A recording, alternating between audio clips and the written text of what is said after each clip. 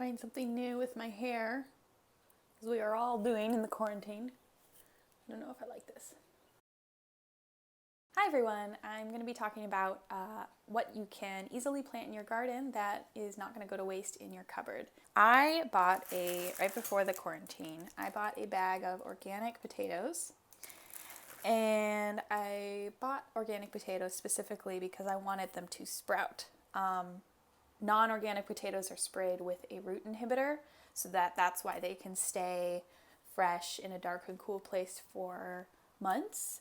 But with these organic potatoes, they're going to sprout. These have all sprouted.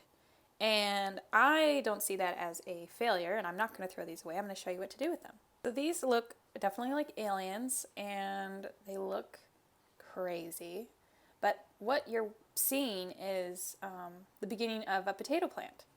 So these will grow up and shoot out little tubers, these little things. And then at the end of each one of those will be another potato. And these will grow up into leaves.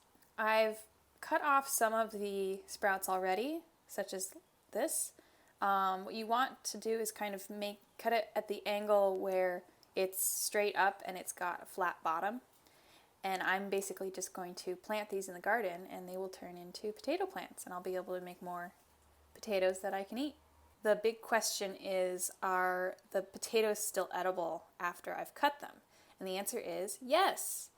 You just want to make sure that they are firm to the touch, that they're not crazy shriveled and wrinkled. If they're shriveled and wrinkled, they're technically still edible. It's just that they've kind of lost all their nutrients and all the starch has turned into sugar. But what you'll be left with are a bunch of potatoes cut like this. And, you'll want to use the potatoes that day. There's plenty of potato recipes that you can look up, that you can store, freeze, eat, whatever. And I encourage you to do so that you don't waste any food. One note when you're cutting, you might see several that you can't really separate on one cut, but what you can do is cut one and then cut this off. This is not too small of a piece to plant. This will become its own potato plant, and this one as well. And you want to cut them because you don't want them to be too close together if you have the room to space them out. I will probably go back and cut these two off to make 3 plants out of this. What am I going to be making, you ask? I have these potatoes and I have some leeks from last week's farmer's market that I need to use up. So I will be making some potato leek soup and I'm very excited. One more note about potato safety. If you see green on your potatoes, that part is not safe to eat, but the rest of the potato is still safe to eat. So you can cut this part off. I'm going to cut this off with the plant and they won't mind that I'm planting the green part, but you just don't want to eat it. Check out my broccoli. It's coming along. Okay, so here's what a potato plant looks like when it's grown. It'll stick out like this. This one's kind of on its way out because it's at the end of its life, and basically what happens is the potato plants will shrivel up and die, and that is how you will know that the potatoes are big enough to pick.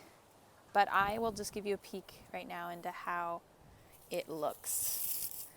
If you remember from my other video, these are my mulch leaves. I never ever water this bed, like ever.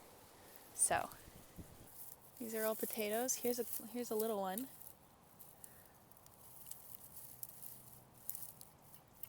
And it's still delicately attached, getting its food. Let's see if we can find a big one. Oh, look. This one fell off. So I will pick this one since it's detached and I will eat it. So 1 bag of organic potatoes, after cutting them, I counted them. There are 52 potential potato plants in here. So, this is good. This is well worth the $4 or whatever I spent on this bag that I still can get food from. I just also have the potential to eat many more potatoes after this. Ooh, look at this one. Oh, interesting. Oh wow, this is the original that I planted. It's still intact. Huh. See that white stuff? That is mycelium fungi, and that is a sign of a healthy soil. So we're doing good. Ooh, look at this one. Still attached, so I will leave it be. And it'll get bigger. Here's more dirt. Wow, it is so good looking. All I did was put hay on top of the dirt. And it just did it on its own. It's like a lasagna. I really don't even know if I have enough space for 52 potato plants, but I'll just put them in and we'll see what happens. Here's how easy it is to plant a potato in a straw bed.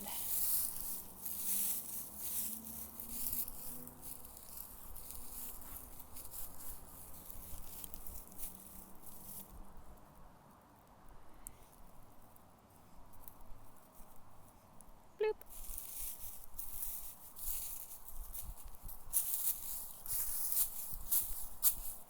Okay, and that's it.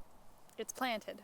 So this is a type of potato planting that is called the Ruth Stout method, and that's the name of the woman who invented it. Basically, no till, no dig, no water. The hay keeps all the moisture in that you would need. If you're in a place where it only rains once or twice a year, you would probably want to water it a few more times, but basically, yeah, it kind of takes care of itself. And there are a lot of other ways to plant potatoes. You can plant them in a pot. Those are very effective. So if you have a balcony or not that much space, yeah, you really just need a pot. There are lots of things you can search online for that. Container potato gardening, and you'll have a very high return. So yeah, I'm gonna plant these potatoes and we'll see what happens in the next month. Should have lots of potatoes to eat in the future. All right, guys, thank you. See you next time.